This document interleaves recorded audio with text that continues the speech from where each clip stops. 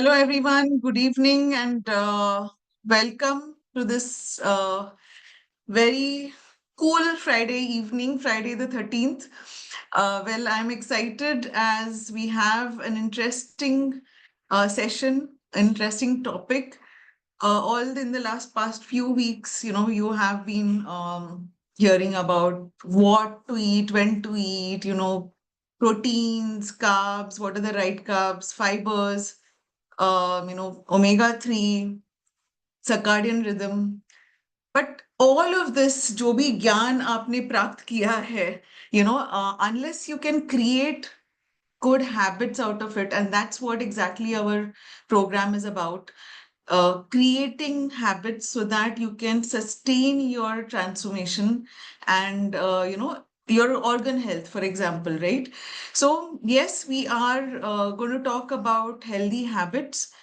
Do note it down because you can always keep a tracker. And you know what? No better person to talk about this than someone who has, focused a lot on her own transformation, but she has been able to sustain because she has built these healthy habits and she's been able to follow it. Yes, she is a Punjabi kudi by birth, by nature, by she used to be by food habits also. But she can show you how she has been able to transform as well as inculcate a few things, in her daily routine so that she can replace the so-called, Punjabi foodie habits with still being a Punjabi by nature and by heart. How can we actually, sustain in our healthy lifestyle and journey? Please put your hands together to welcome Deepika to share with us on this topic and also her nuskes as to how we can retain these habits. Yep. Deepika, over to you. Thank you so much, Veda. Good evening, everyone. Yes, I am back. You've already set the tone of having good habits in place. When I started off with this journey, which I have at least a million times before I came onto this program all my life, I have always been on the other side of weighing scale. I was very, very happy being where I was because to me, what mattered was, I should be happy. And I was happy eating the kind of food that I wanted to, living the kind of lifestyle that I wanted to. And I'm not saying whether that was right or wrong, but what I would certainly say is that there came a point in time in my life when I realized, okay, this cannot go on for long.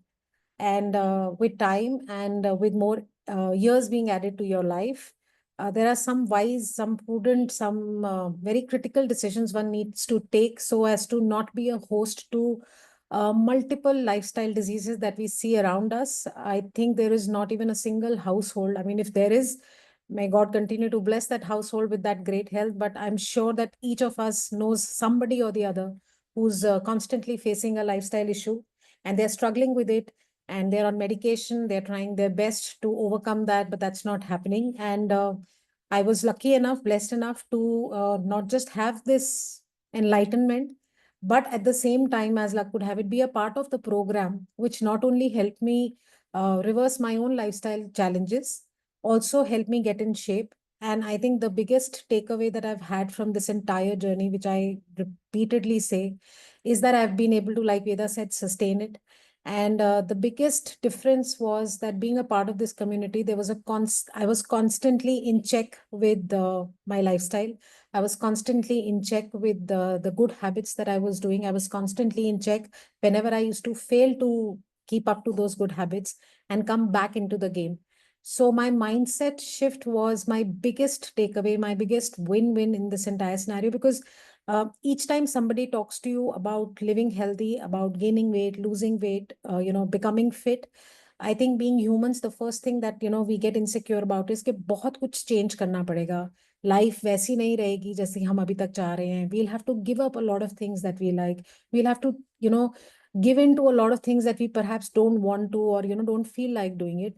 And this entire enlightenment of it doesn't need a sea change, very little changes, small changes on a daily basis, and something to keep you hooked on to those changes, something to keep you in check, in focus, something to constantly remind you that don't lose that track, stay on track, remember what you are in it for.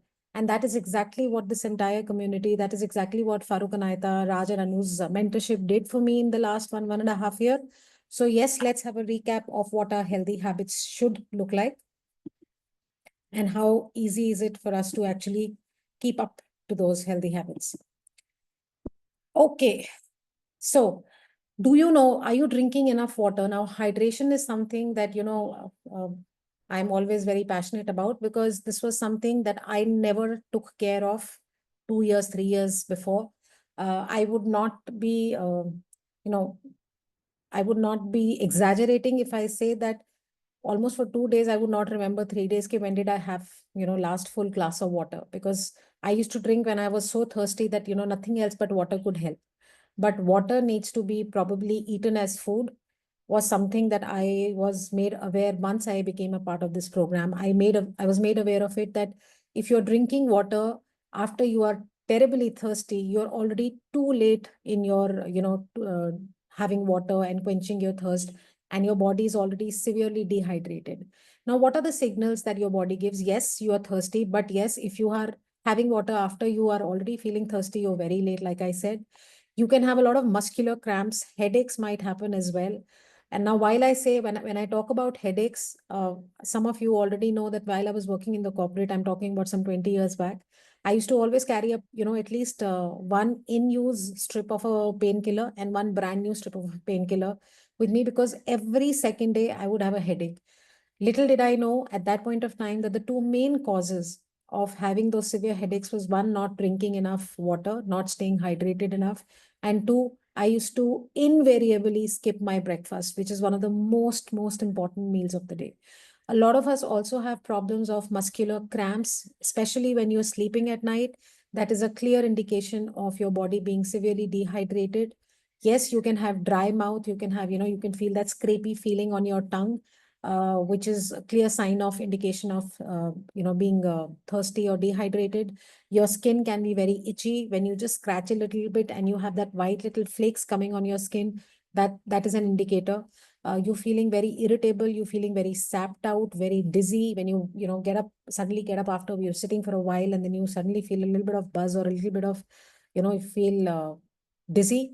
That is when you're dehydrated, and you also might have a lot of trouble in concentrating the work that you're doing. And like Farooq always says, that the color of your urine is extremely indicative of how much water do you need to drink. Is your body overhydrated? Is it ideally hydrated, or is it dehydrated? So the darker, the dense the color of your urine, the more severely hydrated you are. But when your urine is almost or absolutely clear in color, I think that's the time that you should just stop overhydrating yourself, because too much of anything is bad and too less of anything is bad. When you overhydrate yourself, your body tends to wash away the essential nutrients and salts also from your body. So everything needs to be done in moderation. Every body type differs from the other. You need to figure out, by probably monitoring your urine color and all of these symptoms that I just spoke to you about, to understand as to how much of water do you need to drink on a daily basis. Could be 4 to 6 glasses, could be 6 to 8 glasses, depending upon your age, your height, your weight, and the lifestyle that you're a part of, the city in which you are residing, because that also plays a very important role.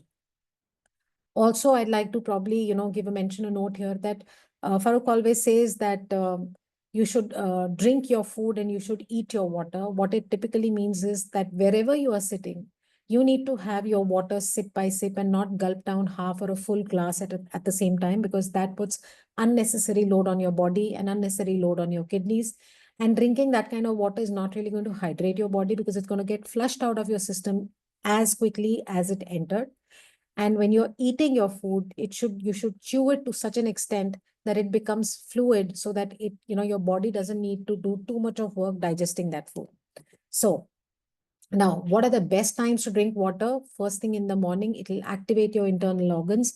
You've slept for about 6 to 8 hours to 10 hours at night. So it will help, put the machinery, get back in order to get started in the day.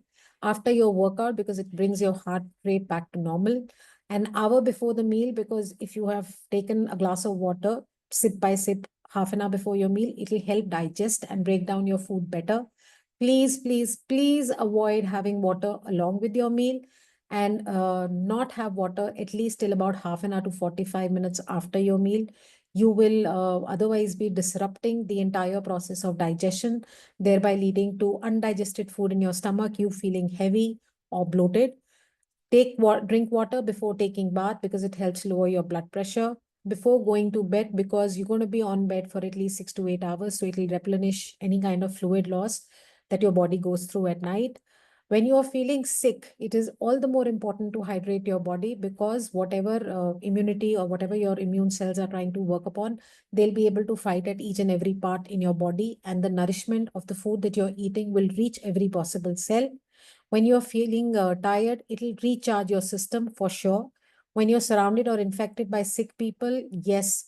Also, when you are sick and you drink a lot of water, it will help remove the infection, the virus, or whatever the infection is out of your body much faster. Also, when you're surrounded by sick people, it will not let the infection settle in your body. So, extremely important. Now, are you practicing portion control? A lot of times we get confused between what is my portion size versus what my serving size, and what is the difference. So your portion control helps you get the benefits of the food, nutrients in the food, without you actually overeating and feeling totally stuffed. Now, a very simple ready reckoner, you can probably click a picture of this, is to how you segregate what you are eating and how much you are eating. So like it shows that one serving of your palm, that should be your protein, which gets covered in this part of your palm. A fistful, a closed fistful, is what you require your uncooked vegetables, which would be roughly about 1 cup. Your carbohydrates need to be just one serving, one cupped hand of yours, because they carbs need to be the least. Sorry, second least, and fat is just what covers in your thumbs, just a little. I don't know about you, but oftentimes when we are cooking, we just tend to add the cooking medium, be it oil, be it ghee, be it whatever, very lavishly, or we just put 2 spoons and we say it's just 2 spoons. Those 2 spoons make a hell lot of a difference in terms of empty calories that you don't need. So just a dash full of it as a cooking medium is more than sufficient. Click a picture, this will come in pretty handy. Are you chewing your food adequately? Now, growing up, I remember we were always told that you need to chew your food 32 times. Now, I'm sure most of us on the group right now will say, Deepika, if I have to chew my food 30, every morsel 32 times, I'll be probably finishing my breakfast by the time I get to my lunch, and I'll be finishing my lunch by the time I get to my dinner. Okay, don't do it 32 times, but don't do it twice. I often see, I observe people a lot around me, and I see that, they would probably just put a morsel in their mouth, and, within two to three bites, they just take it in. The amount of work that your body needs to do to digest that is far more than what it'll need to if you can probably chew it a couple of times more. So yes, if you're chewing it, say about on an average 5 to 6 times, 4 to 5 times, make a deliberate effort of probably increasing it by another 3 to 4 times week on week. And you will realize that you will feel much less, you will feel much lighter, much less bloated if you are chewing your food properly. It aids in your digestion. It prevents your overeating because you are having the same amount of food, but because you're chewing it more, you're taking more time to finish it off. So psychologically, your body tells you you've been eating for a while, so you will not overeat. It'll curb your cravings, make you feel fuller. So I'm not going the cyclic way. Yeah, you eat slowly. It's a good digestion. It reduces your consumption of unnecessary calories. You feel fuller for a longer period of time. Because you feel fuller for a longer period of time, you will not binge into processed foods, packaged foods, or empty calories, and that will prevent overeating. And if you prevent overeating, that's the time when you will help, it'll help you greatly in managing your weight on a daily basis. Now, how can we actually incorporate the practice? So for those of you who feel I can't chew it 32 times and it's a big effort or whatever, it is not really. You need to plan a little in advance. This is something that I have been saying over and over and over again, that take out an hour every week, could be a Saturday, could be a Sunday, irrespective of whether you're a man or a woman, because at the end of the day, it's your health, it's your body, and you need to first stand up for it and, take the ownership that I'll take control of it. All it takes, oftentimes I see people planning for the weekend getaway, planning for the weekend, socializing and catch ups and dinners for days in advance. You have group chats happening. We'll go here, we'll go there. How about shelling out 1 hour of that entire planning on a Sunday morning to plan how your week is going to look like? Do you have the stuff that you need during the week for your meal times, for your, cravings, for your fruits, etc.? Don't stand and eat. Sit down. Eating, I mean, if you go back to Ayurveda, eating is a complete process in itself. While we were onto this program initially, me and Veda, we were literally told that you need to, technically you need to celebrate each time you're sitting and eating. So sit down mindfully, look at your plate, what is going inside of your body. Create, your plate needs to look appetizing enough. Oftentimes, as especially women, we'll probably lay the best of table and the best of food spread for the family, but when it comes to our own meal plates, we'll just probably lay it from the kitchen and just come and sit and eat. But make a deliberate effort to focus on what your meal plate looks like. You really enjoy what's there on your meal plate. Eat it slowly, eat it mindfully, and it'll really give you a lot of benefit. Avoid talking, avoid working, avoid watching any kind of distractions while you're eating. uh, I don't see people around me these days just sitting and eating. So either they are working on their laptops, or they're watching something on the television, or they're busy on their phones. So as a result, you tend to overeat. What happens is, generally, the way we behave in a normal day, we keep eating till the time we feel full, right up till here. We cannot add another morsel. And the way food and digestion works is that once you have finished eating, it takes your body about a couple of minutes to half an hour to signal that it's full. So what happens is that when you eat to the brim, that the max that you can eat, within few minutes you feel so full and you feel as if you will throw up. This happens with a lot of people that I know, because they have not really stopped at half a chapati less, or maybe that portion of rice less, and hence they kind of feel a little bloated. So eat slowly, put your spoon down after each bite. We have done this, when Veda says this, when Raj talks about it, we have literally done this during that period, and it has more or less become a habit that okay, you don't need to just go gup gup gup. You need to probably put your spoon down, because that will actually help you chew more, and that will also delay your timing of the food that you're eating, and hence curbing any kind of overeating in the process.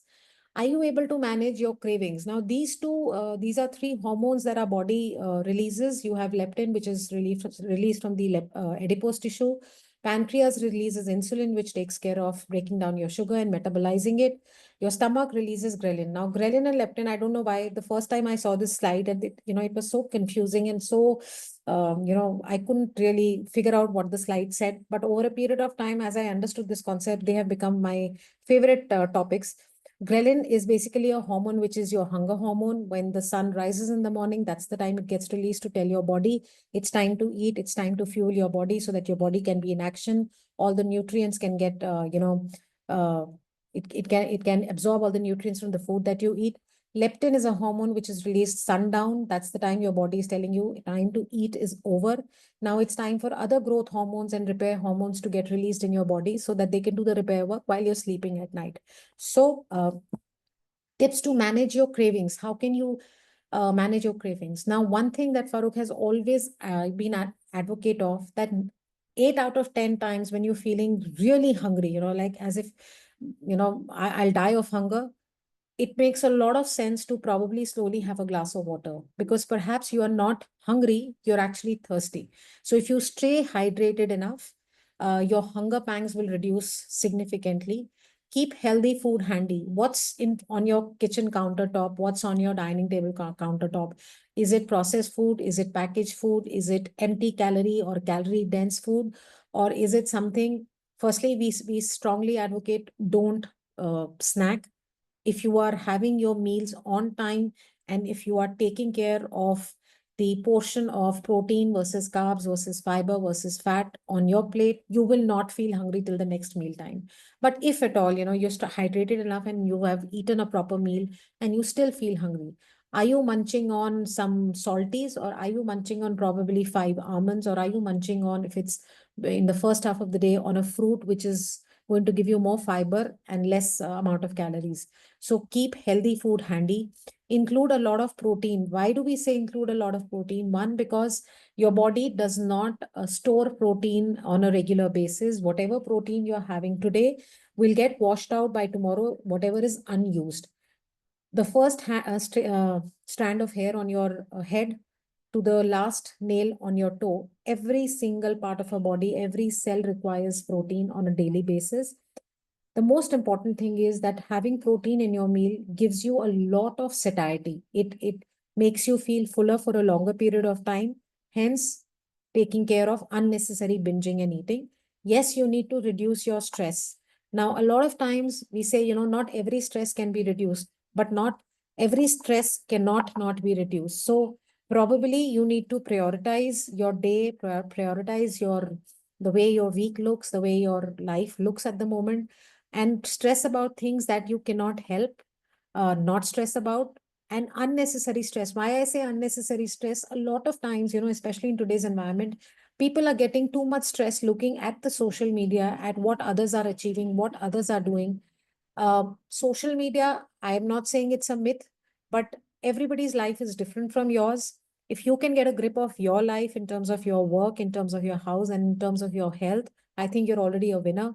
So try and reduce your unnecessary stress. Coming to something which we have been doing even perhaps before we opened our eyes, that's breathing.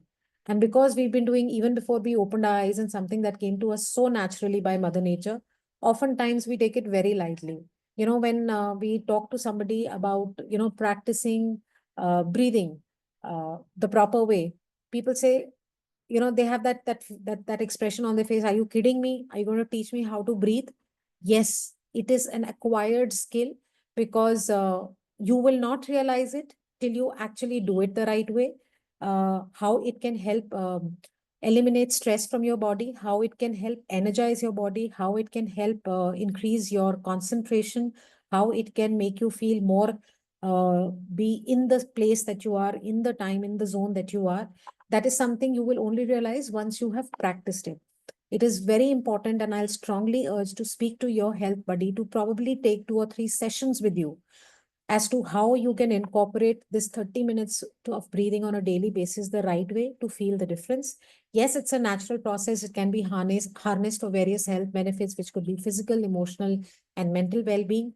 And if you can do this 30 minutes on a day, you can really yield some substantial benefits out of it.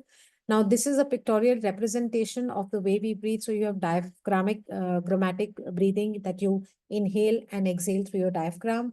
You have nasal breathing. Then we all know Kapal Bharti, thanks to television and the programs that we are a part of.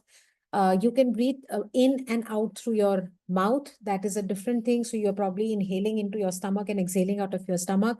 What works best for you, what aspect it takes care of, speak to your health buddy and they'll be able to guide you better. Now, pranayam, when I talk about the word pranayam, it's made of two words. One is pran, the other is ayam. Pran is the life force energy, जिसकी वजह से हम हैं, जिंदा हैं. Ayam is the expansion, so it encompasses controlled breathing, regulating and expanding our life energy. Now, this on the right-hand side is a fantastic table, something that you can do on your own. We are talking about starting from 6 inches, 6 seconds of inhale, holding it for 0 second, exhaling out, again holding, and how it is going to impact what particular parameter. Like if you look at down, if you inhale for 6 seconds, you hold in the breath for 6 seconds, you exhale for 6 seconds, hold out. It is extremely energizing. Some of these techniques are very calming. So whatever works for you, try doing this. You can adjust the effect of it on your body to get the maximum benefit out of it. Okay. Are you getting enough sleep? Now, for somebody like me, I have, been a night owl for as long as I remember before I, say an exception of the last 1.5, 2 years. I would always feel that, I am not able to sleep till 2:30, 3 o'clock at night. What was the reason for that? Some of the very common and very prominent reasons were I was eating very late into the night. I had a practice of eating around 10 o'clock. My dinner used to finish off by 10, 10:30. Yes, my husband used to come late from office. So, you come late from office. Let's have a cup of tea first. So if you're having tea at about 8:30, you cannot have your dinner at 7. have tea. Okay, now I'm feeling full. So then take time to, have dinner about 10, 10:30. And after my dinner, there was no form of exercise. There was no walk, slow or fast. And I would just sit in front of the TV. And once the TV was off, the phone was my friend. And, Veda has done beautiful talks repeatedly, despite being an IT professional herself, that the effects of these blue rays that comes out of our devices, the more we are glued onto our devices, the more it will tell our mind that it is not the time to sleep. So you're not able to sleep, hence you get hold of these devices. You're on social media, you're probably on some OTT program. The more you're on this, the more your mind doesn't relax, the more you don't feel asleep, the more you keep continue watching it. And before you know, it's already 2:30, 3 o'clock at night. And that's something that happens to all of us. We must have gone through it at some point of time at another. So yes, do you know that people who are getting less than 6 hours of sleep at night are more likely to gain weight? I'm a living example of that. And ever since I've been a part of this program, most of you know my dinner is over by 6, maximum by 6 o'clock. I make sure I do that. And I sleep much better. I sleep for about 8 hours. It has helped me in my weight management. It has helped me to, mentally be a better person. It gives you better concentration, better memory and recall. You are more creative as a person. You can bring more ideas to the table. It can help you take better decisions. It reduces focus on negative things, which is something I'm a strong advocate of. And certainly, when you sleep, when you eat at the right time, when you don't eat late, when you probably work out after your meal times, and when there is a gap between your last meal and your sleeping time of about 4 to 5 hours, which is absolutely exceptional. Trust me, your right hormones have kicked in at the right time. And when you go off to sleep, your body is full throttle into the repair and rehealing mechanism. All the hormones are getting released. It is working upon your body, and your immune system comes out to be much stronger when you follow this kind of a circadian rhythm. Okay. Now, how do you maintain a consistent sleep routine? A lot of people, they feel they sleep better if they can take, they take a bath right before bedtime. Put on comfortable clothes, preferably put on cotton clothes, because no matter what the weather may be, they are more skin friendly. Comb your hair, look proper even when you're going to bed, because subconsciously you will sleep better. Brush your teeth. It's extremely important to maintain your oral hygiene, because no matter what you've had in your meal, there will be granules, there will be some substances in your mouth, and unnecessarily you will have the bad bacteria working on those and creating, a very unhygienic condition in your in your mouth. Read a book. Instead of getting onto the social media, this is something I had to literally acquire. So my bedside table now has at least 3 to 4 books, because if I'm not wanting to read one, I can probably read other. And I think it's a good habit. You can read 3 to 4 books simultaneously if that works for you. Read a book instead of being on the social media. It will put you to better sleep. Yes, go to bed, limit your screen time, certainly, and avoid heavy meals. That's, I think, no rocket science. We have been a part of this program, and that's something we've been talking about it every single day, that your last meal needs to be your lightest. So have a very light meal. Now, are you talking back to your negative thoughts? So if there is an insecurity, if there is a stress, if there is a threat thought in your mind, how are you tackling that? The effect of that thought depends upon your reaction to the problem. We've heard that quote, the problem is not the problem, your reaction to the problem is the problem. So how are you reacting to it? Are you letting those negative thoughts get the better of you, or are you getting a grip on your life, on your body, on your health, on your mind, emotionally, mentally, to take care that they, how do thoughts affect you? They can impact your feelings. Your feelings will influence your action will shape your thoughts. So it's a vicious circle.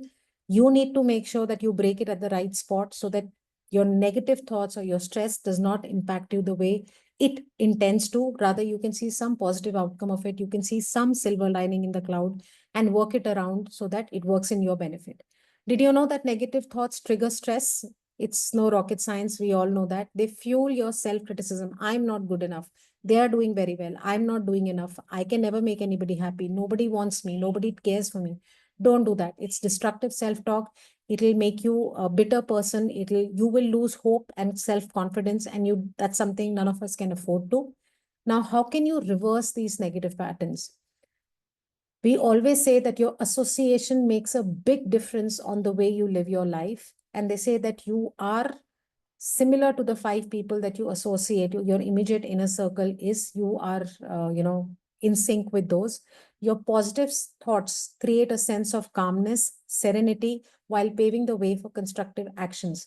If you can probably handle a stress situation as to what is the best outcome, what is it that I can do that I can minimize the effect of this negative thought or this stress, you will probably start looking at solutions. You'll be more solution oriented than problem oriented as to how can I come out of this as a winner. What is it that I can do that can reduce my stress? What is it that I can do that can help me sort this problem, even if by 5%? And that 5% by 5% is how you'll be able to address the whole thing. Yes, I agree. Not all situations can be handled like this. But at the same time, not all situations need to completely stress you out and put you in a spot.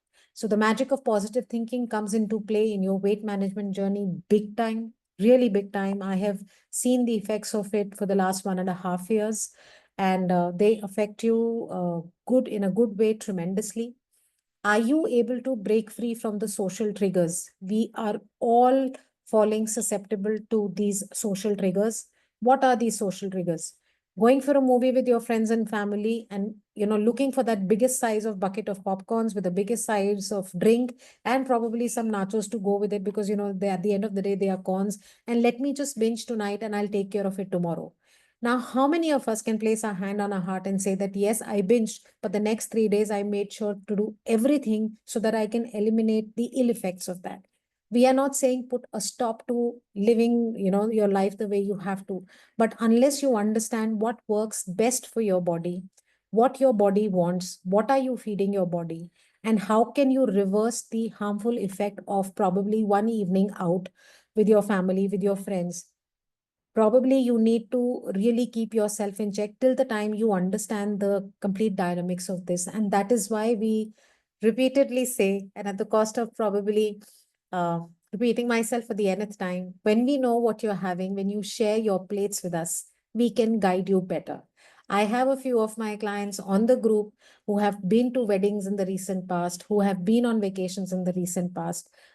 But if we know what you're going to be doing or what you have done, we can help you negate the effect of whatever you have done. So it's extremely important. Please share your plates. Your sharing your plates is only going to benefit you and nobody else. So understand how this dynamics works for you, your body, and your diet. Extensive breakfast spread. So most of us are already working in the corporate job. Some of us have a traveling profile. We often, I'm in a place like Bangalore where you have, if you've not booked yourself in a resort at least 2 months in advance, you will not get a booking. A city which is probably has over 1,000 resorts nearby.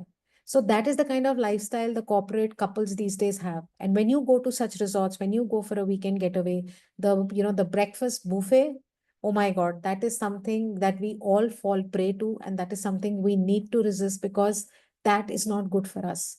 I mean, the whole spread is not for you for sure.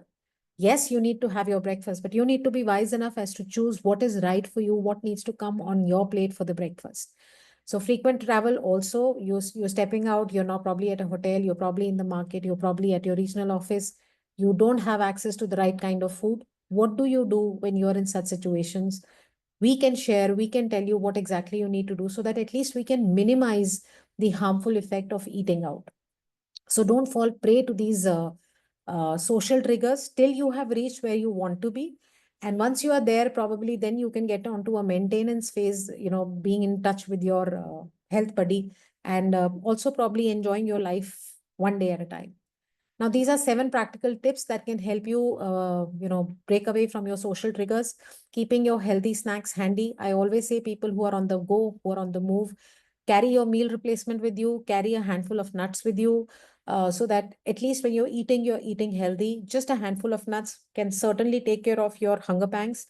They are full of fiber, they're full of good fat, they're full of nutrition, they're good in protein as well.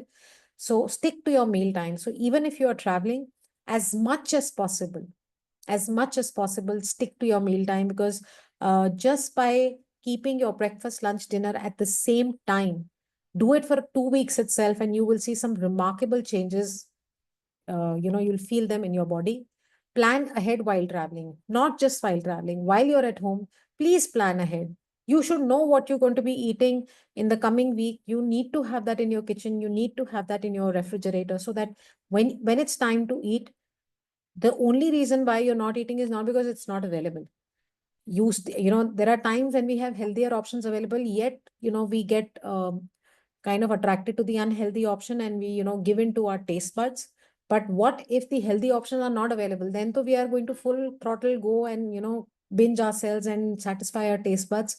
So plan ahead while you're traveling and even while you're at home. Pre-event eating, that is something I am a strong advocate of. Fill your tummy, have your heart's content before you're stepping out, because 9 out of 10% chances are, 10 times chances are, that when you've had your meal at home before stepping out for a social gathering, you might pick a snack or two, but you're certainly not going to eat because you will not feel like eating. So it is one thing to say, oh, I wanted to have that dish, oh, I had to control myself to have that dish. That is a negative kind of feeling you're giving your body, that, oh, I wanted to have that but I couldn't have that. But when you're going on a stomach full, when your body has already absorbed all the nutrition from the body, from the food that you have had, trust me, try doing it one time. And I'm 100% sure that when you go out to eat, or when you go out for a meal time with your friends, after having your meal at home, you will not want to look at the most tempting dish on the table, because your body is absolutely satiated. It doesn't need to. Do a mindful eating when you're eating at home, when you're eating out. Your mind and body needs to know that, okay, if you're having that one idli and probably a vada, which you should avoid, but you should know that you're having that one vada somewhere in your mind. Because if you're doing a mindful eating, probably your next two meals, you will make sure that whatever extra calories you've consumed in the previous meal, you'll try and you know negate that, or you'll do something to eliminate that extra calories in that particular day. Follow the table etiquettes, because there is a reason why there are certain table etiquettes, whether it is the Indian style of eating in the kitchen, sitting on the floor or sitting on the table. Follow those etiquettes. They will help you eat in a controlled fashion. You will not overeat, and you will not put unnecessary calories inside. Potluck gatherings, please stay away from them, because then you tend to have, okay, somebody's brought chola bhatura, let me have chola bhatura. Somebody's brought butter chicken, let me have butter chicken. You need to know that you need to have enough protein on your plate. You need to have enough carbs for the time that you're on this program, to be at that weight, to have that kind of body, to have that kind of health and fitness. Till that time, please stay away from these social triggers, because they will make sure for you to, fall susceptible to overeating, to binging, to having dense calories, to having calories which are your body does not require, the empty calories. And they will certainly interfere with your overall weight loss or weight gain or weight management that you're looking for. Are you moving enough? Now, we've repeatedly spoken about NEAT, which is, activity that you're doing, which is not really an active form of exercise or workout that you're a part of. Probably when you're going to do some shopping, ditch the car, ditch the scooter, walk down to the shop, take two, three stairs of, two, three floors of stair, to increase it probably on a week after week. Somebody like me, I used to detest going up and down the stairs. And if I had to be at a place where there is no elevator, I would rather not go there. And now, for as long as I can remember, up to 5 flights of stairs, I'm very happy and comfortable doing. I don't mind trying the sixth flight, seventh flight, and eighth flight. But yes, that might, at times I'm able to do that. At times I'm like, okay, now I need to probably wait for 5 minutes and then take the. But yes, coming from a point where I used to detest, to looking forward to places which have stairs and opting to go by the stairs, I think I've come a long way. Now, how does moving enough, doing those little activities help you? It affects positively on your brain health. It gives me a lot of confidence that things that I used to shy away from initially, I'll probably take a cab, I'll probably take an auto, I'll probably take a car to the nearby distance. Now I enjoy walking to that store. I enjoy, coming, even going down the stairs helps you burn a lot of calories. It makes you feel happier, less prone to anger, because it releases a lot of endorphins, which are the good hormones, which are the happy hormones that make you happy. It promotes better sleep, because when you're constantly into some or the other form of activity throughout the day, when you hit the bed at night, your body is some or what tired and it wants to take rest. You sleep better. It helps you stay healthier. It enhances your telomere activity, which is basically a cap-like thing on your DNA strands, which lengthens the DNA strands. We'll not get into the technicality. It protects them, it reduces unnecessary oxidative stress, and it decreases the inflammation in your body. 99% people today, almost 99%, the lifestyle problems that we are having is because of oxidative stress, is because of unnecessary inflammation in the body. The high salt food that we have, the processed food that we have, the packaged food that we have, the food with a lot of preservatives that we have, the dressings that we use, the sauces, the spreads, they are all highly inflammatory in their nature. And when we have all of this, it causes a lot of inflammation in our body. Avoid having simple carbohydrates because they also add a lot of inflammation. That's why we repeatedly say have complex carbs, because they are rich in fiber. They will cause less inflammation and they are 100% more gut friendly. It boosts your satellite cells, preserving skeletal muscles and ultimately protecting your telomeres, which will take care of your DNA synthesis. Now, how can you ensure these activities? Take the stairs, like I said, catch up with a friend, walk to the place where you want to meet your friend, walk to work. If you're having your office nearby, walk to your work. Or if it's pretty far away, like Veda says, probably park your car a kilometer before somewhere so that you have that 1 kilometer, 2 kilometers that you can walk to your office. Take walk breaks during work. Don't do, if you have a sedentary lifestyle, if you're probably in the IT and you have to sit on your chair to work, make sure every 1 hour you get up and you walk a few steps. Ditch the email. If you have to communicate something to somebody in your office, actually walk up to their workstation and talk to them. Get the early bus so that you can probably get stop earlier and walk down. Walk to your store. Park further away. I've already said, carry groceries one bag at a time, because that way you will not want to actually take a cab or get into your car. And when you when you buy less groceries or groceries that you need on that particular day, you'll be probably walking to the grocery store every other day and more often, leading to more form of workout for you. Are you feeding your emotions? Now, did you know that emotional eating is a cycle where emotions trigger overeating and often unhealthy foods? Now, how many times you've seen that, people use the term which is like stress eating. So some people, when they are highly stressed, some will completely give up food, but some will only resort to food because it somehow gives them that comfort of less stress, or they kind of resort to eating at that point of time. So when you feel sad, stressed, or anxious, you want to eat food. But the kind of food we choose at the time when we are stressed is usually empty calories and calorie dense food. So calorie wise, they are not good calories that you're having, but they have a lot of such calories, which is not going to do you good, which is going to cause you inflammation, which is going to give you initial kick. But because it's less in nutrients, or it's completely devoid of nutrients, you will feel hungrier much more often and resort to eating more. So your body is not getting nutrients, even though you're constantly eating. That will lead to weight gain. That will lead to a guilt that you've had or eaten food that you're not supposed to eat, and it is going to cause weight gain. So when this cycle repeats, because now you're in a guilt trip, because you're feeling low, because you're feeling stressed out, again you're eating dense, high calorie food. High calorie food is not going to give you satiety. You will feel hungry again, you will eat again. So this is a vicious circle. Somewhere you need to break it, as to not feeding your emotions by eating food that you're not supposed to. So recognize your emotional triggers. What is it that triggers you to eat more? Probably you need to stay away from those situations. Finding healthier coping mechanisms. What are these healthier coping mechanisms?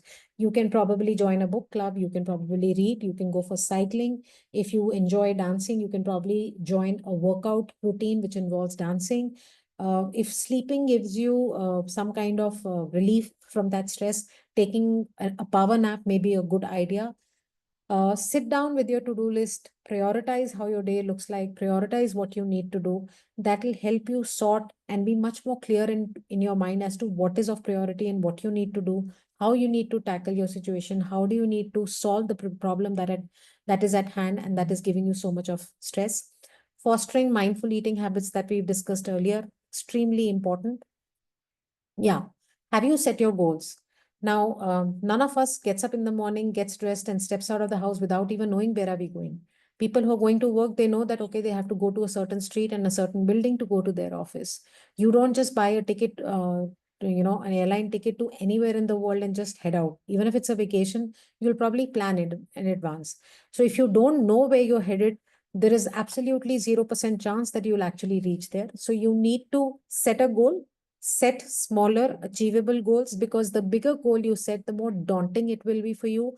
And it may take a while reaching there. And it's human tendency to give up halfway or midway or soon after you start, that I won't be able to do it. It's too further away from me. I'll not be able to do it. So have a roadmap in place, set smaller goals, break down your goals into smaller, manageable steps. That's very essential. It's a systematic approach. Sit with your health buddy. If you are not talking to your health buddy every single day, if you're not putting your meal plates on the group, trust me, you will certainly go where you have to. It is going to take you much longer, and it's going to put you to a lot of stress. But if you can probably speak to your health buddy once a day, and you can share your meal plates, I can personally guarantee you on this group, and you can hold me against to it, that you will achieve your goals much, much faster than you can imagine. So reward yourself when you achieve your smaller goal, because that will give you enough motive to keep moving forward. Set realistic goals, like I said, begin with smaller, achievable goals. Find a role model, somebody whom you look up to. For me, it has always been Veda, um, because I know the kind of lifestyle she has been following for last couple of years. I know what she has been going through in the last 2, 3 years with her job, with her kids, with her ailing parents. And despite that, despite a highly demanding job, despite being in one of the most senior most positions, if she could do it, I think none of us have any excuse to not to do it. Break your goals into smaller steps because they are more realizable. Reward yourself, like I said, seek support. If you're in a situation, talk to Farouk, talk to Anaita, talk to your health buddy, because talking to any one of them will certainly help you much, much more than not talking to anybody. Stay positive and stay motivated, because you are a part of a community which is going places, which knows what it is talking. It is an extremely well researched program. It is doing wonders to thousands of people across our country, in other communities, in other groups like ours. Why would it not work for you? Think of your goal as a journey, more like a road trip. Stay focused like a GPS is guiding you. Your health buddies, Farooq and Aita, they are our GPS.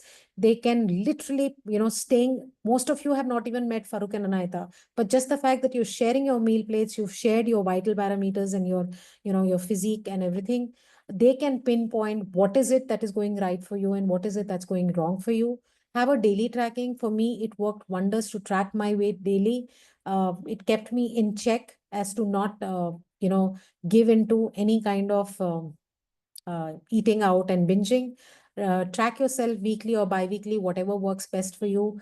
Have a monthly tracker, so that when you're tracking yourself from month on month as well, it'll give you a pattern as to where you are headed, up, down, whatever. Now, these are few things that we focus on, 0 to 10. So zero processed foods, please, please, please avoid.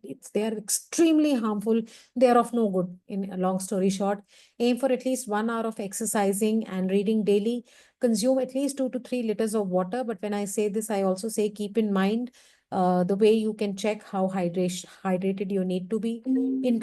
Sorry about that. Excuse me. Can you just, okay. Include 3 cups of green tea or green juice. It's better to have, guys, I'm so sorry about this. Okay. Uh, Include 3 cups of green tea. I would rather say avoid green tea because it's caffeine. Have green juice. That's better. Have smoothies. Take 4 mental breaks or stretch breaks throughout the day while you're working. Reflect 5 things that you're grateful for. This particular aspect has done wonders for me in my life. It has rewarded me greatly. Practice meditation at 6 a.m. There is something called as the 5 a.m. club. If not 5 a.m., get up at 6 and practice meditation. Laugh for at least 7 minutes a daily. Do it as an exercise. Oftentimes people say, how can I just sit and laugh? Yes, you can. Our subconscious cannot differentiate between what is real and what is not real. If you're just laughing, people usually, mock people who are in the park laughing out loud and doing that laughing activity. It works wonders when you actually do it and practice it yourself. Aim for at least 8 hours of sleep. Get ready for your bed by 9 p.m. Yes, I know it is very tough. But if it's tough to get ready for your bed by 9, make sure you can at least get ready by 10, because that is when you will be totally in sync with the circadian rhythm. Strive for 10,000 steps, because that will greatly help physical movement of your body will be in check. You will sleep better.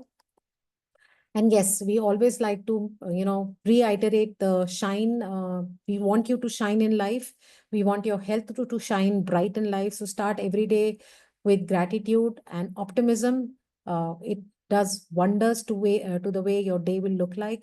Have your daily nutrition. That's extremely important for your body. You can deprive your body today of nutrition that it needs. Today it may not affect you, tomorrow it may not affect you, but when I look at it as a 5 year leap, it is bound to have ill effects on your body. So make sure your body is optimally given the nutrition that it requires. Intentions: visualize, set clear goals, set clear intentions, see where you are headed, try and visualize where you are headed, manifest where you want to reach. Learn something new every day. I learn something new every day, either through this community or through the books that you read or whatever you're reading on the internet. Learn, put yourself into the habit of getting some form of learning every single day. Exercise daily, because no matter how much we talk about a physical workout, the as much the more we say, the less it is. You need to work out daily. I'd like to probably finish with my transformation when I started off with this journey to where I am today. It is thanks to this community, thanks to Farooq and Anita's initiative, their vision, their dream to have Har Ghar healthy, Har Ghar medicine free.